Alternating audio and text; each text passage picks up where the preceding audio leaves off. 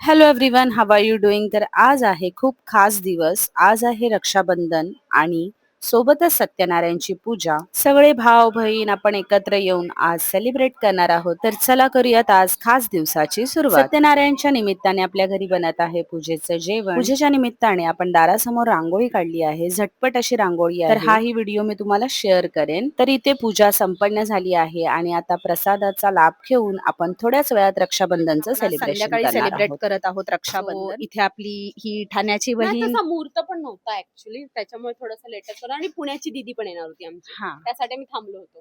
आणि हा आपला भाऊ इथलाच आहे. इथलाच आहे.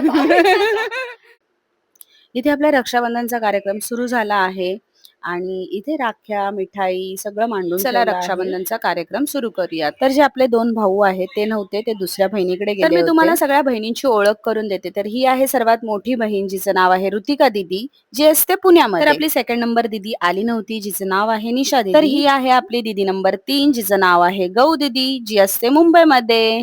तर तुम्ही हिला मोस्ट ऑफ व्लॉग मध्ये माझ्या बघतच असता. ही आहे दीदी नंबर, जिचं नाव आहे आशु दीदी आणि ही असते ठाण्यामध्ये.